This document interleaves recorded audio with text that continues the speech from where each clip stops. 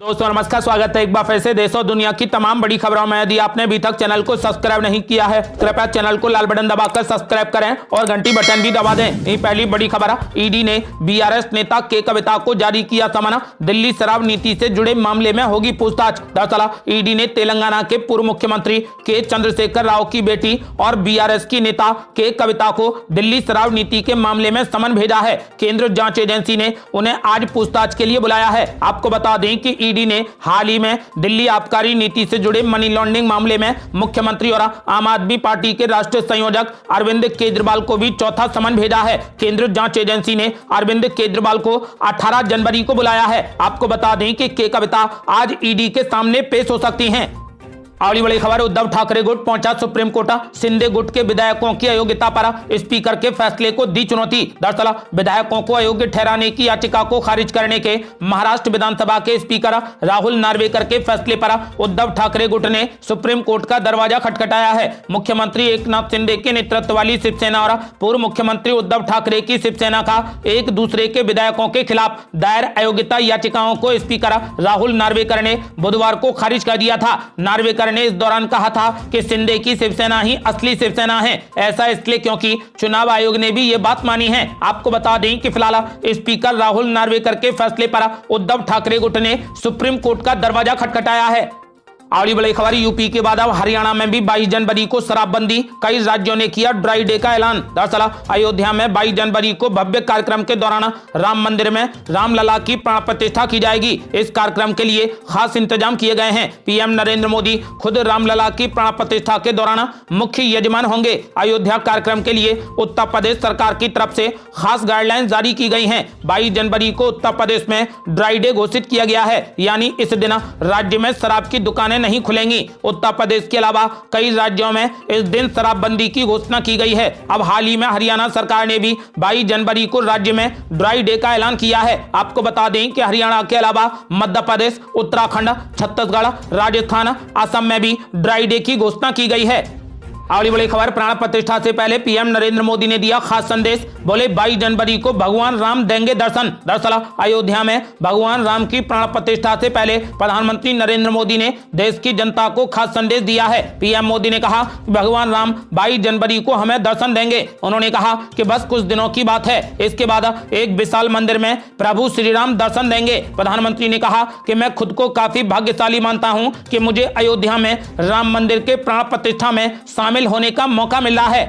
अगली बड़ी खबर, आदिवासियों को पीएम मोदी ने दी खास सौगात। पक्का घर बनाने के लिए मिलेंगे 540 करोड़ रुपए, जारी कर दी पहली किस्त। दरअसल प्रधानमंत्री जनजाति आदिवासी न्याय महाअभियान के अंतर्गत प्रधानमंत्री आवास योजना के 1 लाख लाभार्थियों को पहली किस्त जारी करने के बाद प्रधानमंत्री मोदी ने वीडियो कॉन्फ्रेंस से लाभार्थियों से बातचीत की। इस दौरान प्रधानमंत्री नरेंद्र मोदी ने कहा कि भगवान राम की कहानी माता सबरी के जिक्र के बिना अधूरी है। उन्होंने कहा कि त्रेता युग में राजा राम की कथा हो या फिर आज की राज कथा हो, ये गरीब, वंचित और जनजातीय लोगों के कल्याण के बिना संभव ही नहीं है। इसी सोच के साथ हम लगातार काम कर रहे हैं। उन्होंने कहा कि हमने 10 साल गरीबों को समर्पित किए हैं। गरीबों को 4 करोड़ से अधिक पक्के घर बनाकर दिए। पीएम मोदी ने कहा कि जिनको कभी किसी ने पूछा नहीं, उनको मोदी आज पूछता भी है और पूजता भी है। प्रधानमंत्री आवास योजना ग्रामीण के लाभार्थियों को 540 करोड़ रुपए की पहली किस्त जारी की गई। आपको बता दें कि इस दौरान लाभार्थियों ने रसोई गैस कनेक्शन, बिजली पाइप से पानी और आवास सहित अन्य सरकारी योजनाओं का लाभ उठाने के बाद अपने जीवन में आए सकारात्मक बदलावों पर प्रकाश डाला। प्रधानमंत्री ने कहा कि हमारी सरकार का प्रयास है कि कोई भी उसकी कल्याणकारी योजनाओं से वंचित न रहे। सरकार की योजनाएं अति पिछड़े जनजातीय लोगों तक पहुंचे, यही प्रधानमंत्री जनमन महाअभियान का उद्देश्य है। आपको बता दें कि फिलहाल प्रधानमंत्री नरेंद्र मोदी ने आदिवासियों को बड़ी सौगात देते हुए 540 करोड़ रुपए की पहली किस्त जारी कर दी है।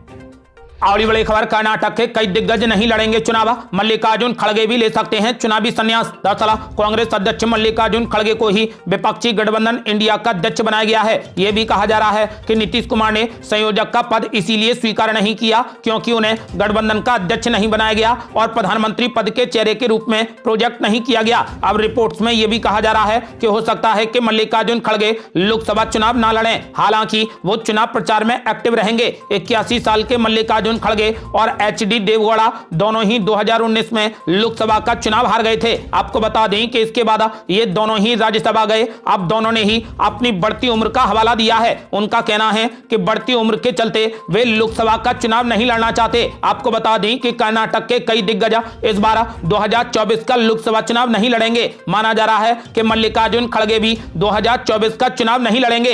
अगली बड़ी खबर, पाकिस्तान में भी हो रही जय श्री राम। दानिश कनेरिया को है रामलला के बराजने का इंतजार, बताई अपनी इच्छा। दरअसल अयोध्या में बन रहे भव्य राम मंदिर को लेकर न सिर्फ भारत में बल्कि पाकिस्तान में भी लोग उत्सुक नजर आ रहे हैं। 22 जनवरी को रामलला की प्राण प्रतिष्ठा का लोग बड़ी बेसब्री से इंतजार कर रहे हैं। वहीं पाकिस्तान के पूर्व क्रिकेटर दानिश कनेरिया भी इस भव्य उत्सव को लेकर काफी उत्साहित नजर आ रहे हैं। उन्होंने अयोध्या में बन रहे राम मंदिर को लेकर सोशल मीडिया पर एक पोस्ट शेयर किया है। इस पोस्ट में पूर्व पाकिस्तानी क्रिकेटर ने भगवान राम को अपना राजा बताया है। अयोध्या में राम मंदिर में रामलला की प्राण प्रतिष्ठा में अब कुछ ही दिन बचे हैं। ऐसे में पाकिस्तान के पूर्व क्रिकेटर दानिश कनेरिया ने सोशल मीडिया पर कहा कि हमारे राजा श्री राम का भव्य मंदिर बनकर तैयार है और अब सिर्फ 8 दिन का इंतजार है। उन्होंने जय श्री राम भी लिखा है। आपको बता दें कि इस पोस्ट के साथ कनेरिया ने अपनी एक तस्वीर भी शेयर की है। इस तस्वीर में पूर्व पाकिस्तानी क्रिकेटर भगवा झंडा लेकर खड़े नजर आ रहे हैं। ये पोस्ट इस वक्त सोशल मीडिया पर जमकर शेयर की जा रही है। अगली बड़ी खबर, लालू प्रसाद यादव की पार्टी ने दे दिया बड़ा बयान। कहा लालू प्रसाद यादव के आशीर्वाद से ही नीतीश कुमार बने हैं मुख्यमंत्री। दरअसल राष्ट्रीय जनता दल के नेता ने यह साफ कह दिया है कि लालू प्रसाद यादव के आशीर्वाद से ही आज नीतीश कुमार मुख्यमंत्री हैं। सोमवार को पत्रकारों के सवाल के जवाब में ये बातें आरजेडी के विधायक और पार्टी के प्रवक्ता भाई वीरेंद्र ने कही हैं। उन्होंने कहा कि हमारे 79 विधायक हैं तो बड़े भाई हम ही हैं। आरजेडी नेता ने कहा कि इंडिया गठबंधन में जो भी दल शामिल हैं सब एक साथ लड़ेंगे और एक बैनर के तले ही लड़ेंगे। आपको बता दें कि 2022 में जब एनडीए से अलग होकर नीतीश कुमार आरजेडी के साथ चले गए थे तो उस वक्त भी कुछ वैसा ही हुआ था जैसा आज हुआ है। बीजेपी के नेताओं की ओर से बयान दिए जा रहे थे कि उस वक्त नीतीश कुमार बीजेपी के आशीर्वाद और कृपा से मुख्यमंत्री बने। अब एक बार फिर से उसी तरीके की बातें आरजेडी ने कह दी हैं। अगली बड़ी खबर, इंडिया गठबंधन पर चिराग पासवान ने बोला जबरदस्त हमला। बोले चुनाव आते आते बिखर जाएगा इंडिया गठबंधन, वो पहले आपस में तो लड़ लें, प्रधानमंत्री मोदी से लड़ना तो बहुत दूर की बात है। दरअसल इंडिया गठबंधन पर जमुई सांसद चिराग पासवान ने बड़ा हमला बोला है। उन्होंने कहा कि इंडी गठबंधन पहले आपस में तो लड़ लें, प्रधानमंत्री मोदी से लड़ना तो बहुत दूर की बात है। चिराग पासवान ने कहा कि पहले ये लोग आपस में तय कर लें कि कौन कहां से चुनाव लड़ेगा, उसके बाद एनडीए गठबंधन से लड़ाई होगी। इसके साथ ही उन्होंने दावा किया कि ये गठबंधन ज्यादा समय तक चलने वाला नहीं है। वहीं राहुल गांधी की भारत जोड़ो न्याय यात्रा पर भी चिराग पासवान ने अपनी प्रतिक्रिया दी। चिराग पासवान ने कहा कि राहुल गांधी ने पहले भी यात्रा की थी, उस यात्रा का भी परिणाम हम लोगों ने देखा है। जमुई सांसद ने कहा कि राहुल गांधी की यात्रा संभवतः जिन जिन विधानसभाओं से होकर गुजरी वो सीट तक भी ये इंडी गठबंधन के लोग बचा नहीं पाए। चिराग पासवान ने दावा किया कि इस यात्रा का फायदा ना तो कांग्रेस को होगा और ना ही इंडी गठबंधन को होगा। उन्होंने कहा कि चुनाव आते आते कई घटक दल इनसे अलग होकर चुनाव लड़ेंगे। अगली बड़ी खबर, इंडिया गठबंधन की बैठक को लेकर हुआ बड़ा खुलासा। सोनिया गांधी के बयान की वजह से नीतीश कुमार ने ठुकरा दिया संयोजक का पद। दरअसल सूत्रों ने बताया कि बैठक में जब नीतीश कुमार को संयोजक बनाए जाने का प्रस्ताव रखा गया और बैठक में मौजूदा अन्य पार्टियों के सभी सदस्यों ने कहा कि नीतीश कुमार के नाम की घोषणा संयोजक पद के लिए कर दी जाए, तब बैठक में ऑनलाइन मौजूदा सोनिया गांधी ने कहा कि हमें कोई भी घोषणा करने से पहले 2 अहम सहयोगी पश्चिम बंगाल की मुख्यमंत्री ममता बनर्जी और समाजवादी पार्टी के चीफ अखिलेश यादव को सूचना दे दी जाए, उन्हें भी बता दिया जाए। सूत्रों ने आगे कहा कि सोनिया गांधी की यही बात नीतीश कुमार को खटक गई। बैठक में मौजूदा जेडीयू के पूर्व अध्यक्ष राजीव रंजन सिंह उर्फ ललन सिंह ने आपत्ति भी जताई। उन्होंने कहा कि ये कोई बात नहीं हुई, पहले से जब सब कुछ तय था, सबकी सहमति हो गई है, ऐसे में ऐलान नहीं करना ठीक नहीं होगा। उन्होंने कहा कि इसको लेकर हमारे नेता नीतीश कुमार की सहमति नहीं है। इसके बाद चर्चा आगे बढ़ी कि तृणमूल कांग्रेस की चीफ ममता बनर्जी को फोन कर कौन बताए। इस पर कांग्रेस अध्यक्ष मल्लिकार्जुन खड़गे ने कहा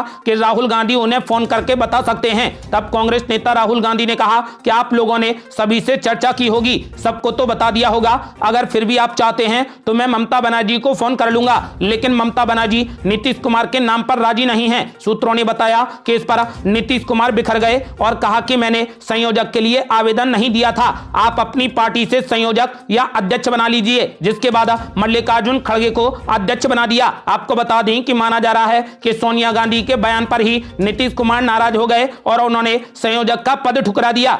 आगे बड़ी खबर है, इंडिया गठबंधन में वैसा नहीं हो रहा जैसा नीतीश कुमार चाहते थे। अभी तक सीट बंटवारे को लेकर नहीं हुआ कोई भी निर्णय। दरअसल बिहार के मुख्यमंत्री नीतीश कुमार ने बीते दिन वर्चुअल हुई इंडिया गठबंधन की बैठक में संयोजक का पद ठुकरा दिया, जिसने बड़ी हलचल मचा दी। जेडीयू ने निराशा व्यक्त की है कि सीट बंटवारे को लेकर अब तक कोई भी अंतिम रूप नहीं दिया गया है। नीतीश कुमार की पार्टी के वरिष्ठ नेता और वित्त मंत्री विजय कुमार चौधरी ने कहा कि पार्टी का मानना है कि चीजें वैसी नहीं हुई जैसी कि वो चाहती थी, क्योंकि सीट बंटवारे की व्यवस्था अब भी नहीं बन पाई है। इंडिया गठबंधन द्वारा बीजेपी पर अब भी कोई रूपरेखा नहीं बनाई गई है। वहीं संयोजक का पद ठुकराए जाने के पीछे यह कहा जा रहा है कि यदि नीतीश कुमार ये स्वीकार कर लेते तो बिहार में सीट बंटवारे में सौदेबाजी की ताकत कम हो जाती। कयास लगाए जा रहे हैं कि बिहार में 6 दलों के महागठबंधन के बीच में सीट बंटवारे की बातचीत अब भी धीमी प्रगति से चल रही है। मंत्री ने आगे कहा कि सीट बंटवारे को अंतिम रूप देने के लिए कोई भी गंभीर प्रयास नहीं किए गए हैं। उन्होंने कहा कि पहले प्रस्तावित राष्ट्रीय अभियान की भी रूपरेखा नहीं बनाई गई है। हमें लगता है कि चीजें उस तरीके से आगे नहीं बढ़ी जैसी हमने पहले योजना बनाई थी। जदयू को भाजपा के खिलाफ लड़ने के लिए और ताकत देने में देरी पर आपत्ति है। अब तक इंडिया गठबंधन ने 13 जनवरी तक 4 और 1 वर्चुअल मीटिंग की है, लेकिन अभी तक इंडिया गठबंधन सीटों के बंटवारे पर फैसला नहीं ले पाया है। आगे बड़ी खबर, मायावती ने अकेले ही लोकसभा चुनाव लड़ने का कर दिया ऐलान। बीजेपी को होगा सीधा लाभ, इंडिया गठबंधन को लगेगा जोर का झटका। दरअसल लोकसभा चुनाव 2024 को लेकर बहुजन समाज पार्टी या फिर बसपा प्रमुख मायावती के रुख में कोई भी बदलाव नहीं आया है। अपने जन्मदिन के अवसर पर उन्होंने एक बार फिर से ये दोहरा दिया है कि आगामी लोकसभा चुनाव में बसपा किसी गठबंधन का हिस्सा नहीं बनेगी। मायावती ने यह स्पष्ट कर दिया है कि उनकी पार्टी ना तो इंडिया गठबंधन में शामिल होगी और ना ही एनडीए में शामिल होगी। इसके साथ ही पिछले कुछ दिनों से जारी उन अटकलों पर पूरे तरीके से विराम लग गया है, जिसके तहत यह अनुमान लगाया जा रहा था कि बसपा विपक्षी गठबंधन इंडिया का हिस्सा बन सकती है। कांग्रेस पार्टी की ओर से जरूर इस बात की कोशिश की जा रही थी कि मायावती अपना रुख बदल लें और इंडिया गठबंधन का हिस्सा बन जाएं। मायावती ने 15 जनवरी को अपने जन्मदिन के मौके पर एक तरह से विपक्षी गठबंधन इंडिया को जोरदार झटका दे दिया है। बसपा के अकेले चुनाव लड़ने के मायावती के सियासी दाव का अगर विश्लेषण करें तो सरल शब्दों में अगर जवाब दें तो मायावती के इस रुख से बसपा की मुश्किलें और बढ़ेंगी। बसपा के लिए उत्तर प्रदेश में एक भी लोकसभा सीट पर जीत सुनिश्चित कर पाना मुश्किल हो सकता है। वहीं पहले से ही बेहद ताकतवर नजर आ रही बीजेपी के लिए इससे उत्तर प्रदेश के साथ ही कुछ और राज्यों की राह और भी आसान हो जाएगी। उत्तर प्रदेश में तो मायावती का यह कदम बीजेपी के लिए मास्टर स्ट्रोक तक साबित हो सकता है। जहां तक तीसरे पहलू की बात है, यह जरूर कहा जा सकता है कि मायावती के इस रुख से विपक्षी गठबंधन इंडिया की धारा और भी कमजोर हो जाएगी, यानी इंडिया गठबंधन को जोरदार झटका लगेगा। आगे बड़ी खबर, 2019 के बाद राहुल गांधी को छोड़ते चले गए बड़े नेता, बारी बारी से बिछड़े दिग्गज। दरअसल कांग्रेस के नेता राहुल गांधी न्याय यात्रा पर निकले हैं। इधर उनकी पार्टी के एक और दिग्गज नेता साथ छोड़ चुके हैं। पूर्व मंत्री मुरली देवड़ा के बेटे ने कांग्रेस से इस्तीफा दे दिया है। आपको बता दें कि फिलहाल इसके साथ ही देवड़ा परिवार के कांग्रेस के साथ 55 साल के पारिवारिक रिश्ते का अंत हो गया है। गौरतलब है कि मिलिंद देवड़ा दिग्गज कांग्रेसी नेता मुरली देवड़ा के बेटे हैं। लोकसभा चुनाव से ऐन पहले मिलिंद देवड़ा का इस्तीफा कांग्रेस के लिए किसी बड़े झटके से कम नहीं है। वैसे ये पहली बार नहीं है जब किसी दिग्गज कांग्रेसी ने पार्टी छोड़ी है। साल 2019 से अभी तक कुल 11 बड़े नेताओं ने ऐसा किया है। इसमें से तमाम तो राहुल गांधी के बेहद करीबी थे। मिलिंद देवड़ा ने आज शिवसेना शिंदे गुट ज्वाइन कर लिया है। देवड़ा के कांग्रेस छोड़ने के पीछे की वजह दक्षिण मुंबई सीट है, जहां से वो लोकसभा चुनाव लड़ना चाहते थे, लेकिन कांग्रेस के गठबंधन के चलते ये सीट शिवसेना उद्धव गुट के खाते में चली गई। आपको बता दें कि जिस वजह से वो नाराज हो गए और उन्होंने कांग्रेस छोड़ दी। आपको बता दें कि कपिल सिब्बल और गुलाम नबी आजाद भी कांग्रेस पार्टी छोड़ चुके हैं और ये दोनों ही राहुल गांधी के बेहद करीबी थे। इसके अलावा हार्दिक पटेल और अश्विनी कुमार ने भी कांग्रेस छोड़ दी। सुनील जाखड़ और आरपीएन भी कांग्रेस पार्टी से जा चुके हैं। ज्योतिरादित्य सिंधिया और जितेंद्र प्रसाद भी कांग्रेस पार्टी से इस्तीफा दे चुके हैं। अल्पेश ठाकुर और अनिल एंटनी भी कांग्रेस को अलविदा कह चुके हैं। आपको बता दें कि यानी 2019 के बाद राहुल गांधी को कई दिग्गजों ने छोड़ दिया। अगली बड़ी खबर, शशि थरूर ने कर दी बड़ी भविष्यवाणी। कहा 2024 के लोकसभा चुनाव में सबसे बड़ी पार्टी बनकर उभरेगी बीजेपी। तो शशि थरूर के बयान पर कांग्रेस पार्टी ने दी बड़ी प्रतिक्रिया। दरअसल आगामी लोकसभा चुनाव में बीजेपी के सबसे बड़ी पार्टी बनने का दावा करने वाले कांग्रेस सांसद शशि थरूर के बयान से कांग्रेस पार्टी सहमत नहीं है। कांग्रेस पार्टी के राज्यसभा सांसद प्रमोद तिवारी ने शशि थरूर के उस बयान के एक हिस्से पर जरूर सहमति जताई जिसमें उन्होंने घटक दलों का साथ छोड़ने की बात कही। समाचार एजेंसी पीटीआई के मुताबिक कांग्रेस सांसद तिवारी ने शशि थरूर के बयान पर प्रतिक्रिया जाहिर करते हुए कहा कि विपक्ष को 2014 के लोकसभा चुनावों में 68% वोट हासिल हुए थे, जबकि साल 2019 के लोकसभा चुनाव में यह मत प्रतिशत 62% रिकॉर्ड हुआ था। बावजूद इसके विपक्ष हार गया। आपको बता दें कि प्रमोद तिवारी ने 62% वोट हासिल होने के बाद भी हार जाने के कारण बताते हुए कहा कि चुनाव में इन वोटों का बंटवारा हो गया था। बीजेपी को मात्र 37.8% वोट प्राप्त हुआ था, जबकि 62% मतदान उसके खिलाफ हुआ था। इसको अगर एक कर दिया जाए तो नतीजे बिल्कुल ही अलग आएंगे। उन्होंने कहा कि इस तरीके से भारतीय जनता पार्टी चुनावों में सिमट जाएगी और इन सबको लेकर ही पूरी कवायद की जा रही है। अगली बड़ी खबर, राजस्थान के मुख्यमंत्री भजनलाल शर्मा ने कांग्रेस पार्टी पर बोला जबरदस्त हमला। बोले कांग्रेस पार्टी ने गरीब तबकों के लिए नारों के नाम पर सिर्फ वोट मांगे हैं। दरअसल राजस्थान के मुख्यमंत्री भजनलाल शर्मा बांसवाड़ा में विकसित भारत संकल्प यात्रा में शामिल हुए। इस दौरान उन्होंने 1971 में कांग्रेस द्वारा दिए गए गरीबी हटाओ नारे को जुमला करार देते हुए कहा कि ये प्रधानमंत्री नरेंद्र मोदी हैं जिन्होंने वास्तव में गरीबी हटाने के प्रयास किए हैं। उन्होंने कहा कि देश में पूर्ववर्ती कांग्रेस सरकारों ने गरीब तबकों के लिए नारों के नाम पर सिर्फ वोट मांगे हैं। बांसवाड़ा में विकसित भारत संकल्प यात्रा कार्यक्रम में जनता को संबोधित करते हुए राजस्थान के मुख्यमंत्री ने कहा कि गरीबों के नाम पर उनकी कई सरकारों ने आपसे वोट मांगे। उन्होंने गरीबी हटाओ का नारा लगाया, लेकिन उनकी योजनाएं गरीब लोगों तक कभी नहीं पहुंची। वे कहते रहे कि वे हर साल गरीबी खत्म कर देंगे, लेकिन 2014 के बाद ये प्रधानमंत्री नरेंद्र मोदी ही थे जिन्होंने वास्तव में ऐसा किया। उन्होंने कहा कि पीएम मोदी ने हमारी प्रत्येक योजना को अंत तक पहुंचाया है। मुख्यमंत्री भजनलाल शर्मा ने यह भी कहा कि प्रधानमंत्री नरेंद्र मोदी ने देश में रिश्वतखोरी संस्कृति को भी समाप्त कर दिया है। उन्होंने कहा कि पहले जब भी कोई योजना आती थी तो कई स्तरों पर कटौती तय होती थी। उस कटौती संस्कृति को पीएम नरेंद्र मोदी ने पूरे तरीके से बंद कर दिया है। अगली बड़ी खबर, राहुल गांधी की भारत जोड़ो न्याय यात्रा पर ममता बनर्जी की पार्टी ने बोला जबरदस्त हमला। कहा पश्चिम बंगाल में कांग्रेस को अपना जनाधार याद रखना चाहिए। दरअसल रविवार से राहुल गांधी के नेतृत्व में शुरू हुई कांग्रेस की भारत जोड़ो न्याय यात्रा में पश्चिम बंगाल को शामिल किए जाने पर तृणमूल कांग्रेस के वरिष्ठ नेता और प्रवक्ता कुणाल घोष ने कहा कि पश्चिम बंगाल में टीएमसी का दबदबा है और टीएमसी ने बीजेपी के खिलाफ अकेले ही दम पर लड़ाई लड़ी है। कुणाल घोष ने कहा कि पश्चिम बंगाल एक लोकतांत्रिक राज्य है और कांग्रेस एक अलग पार्टी है, इसीलिए उनका अपना अधिकार है, वे अपनी पार्टी के लिए कार्यक्रम रख सकते हैं। उन्होंने कहा कि राहुल गांधी आएंगे और कार्यक्रम करेंगे, लेकिन कांग्रेस नेताओं को बंगाल की राजनीति की आधार रेखा याद रखनी चाहिए। वो बेसलाइन 2021 के विधानसभा चुनाव के नतीजे हैं जब टीएमसी ने बीजेपी को हराया था। उन्होंने कहा कि कांग्रेस ने तो वामपंथियों और अन्य ताकतों के साथ में गठबंधन करके चुनाव लड़ा था और क्या मिला, जीरो मिला। इसीलिए इस मैदान में टीएमसी ही बीजेपी के खिलाफ लड़ाई लड़ रही है और इसका नेतृत्व भी कर रही है। ये बात राहुल गांधी को याद रखनी चाहिए। ये थी अब तक की बेहद बड़ी खबरें। रोजाना की ताजा खबरों को जानने और हमसे जुड़ने के लिए चैनल को लाल बटन दबाकर सब्सक्राइब करें और घंटी बटन भी दबा दें। जल्दी मिलते हैं बड़ी अपडेट के साथ, तब तक के लिए जय हिंद, जय भारत।